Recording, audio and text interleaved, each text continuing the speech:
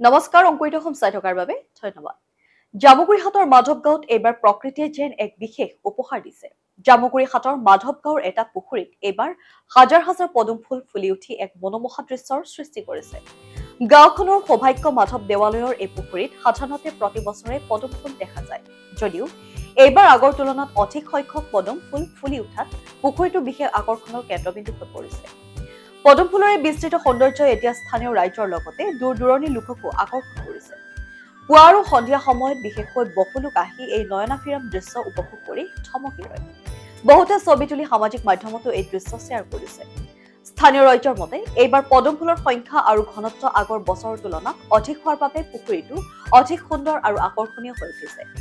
সমগ্ৰ পৰিৱেশটো এতিয়া এক শান্ত, স্বচ্ছ আৰু প্ৰাকৃতিক সৌন্দৰ্যৰে ভৰা পৰিৱেশ হিচাপে পৰিগণিত হৈছে, যিয়ে সকলোকে আকৃষ্ট কৰি তুলিছে।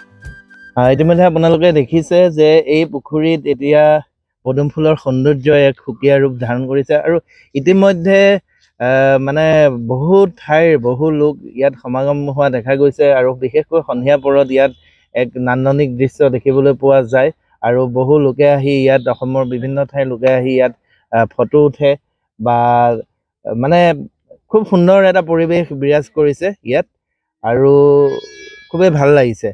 মাধৱ দেৱালয়ৰ এই যি ঐতিহাসিক পুখুৰী, এই পুখুৰীটোত সঁচাকৈ মানে সৌন্দৰ্য উপচি পৰিছে বুলি ক'ব পাৰি আৰু এই পদুম ফুলে সঁচাকৈ ৰূপত ৰহণ চৰাইছে, নান্দনিক পৰিৱেশৰ সৃষ্টি কৰিছে আৰু ইতিমধ্যেই অসমৰ বিভিন্ন ঠাইৰ মানুহৰ সামাজিক মাধ্যমত বিভিন্ন পোষ্ট শ্বেয়াৰ হোৱাৰ লগে লগে ই আকৰ্ষণ কৰিছে। ফেচবুক, ইনষ্টাগ্ৰামতো খুব ভাইৰেল হৈছে আচলতে। হয়, ফেচবুক, ইনষ্টাগ্ৰামত যথেষ্ট ভাইৰেল হৈছে এই দৃশ্যসমূহ আৰু সেয়াই আৰু ইতিমধ্যে মানে যথেষ্ট লোকৰ সমাগম আমি দেখা পোৱা গৈছে।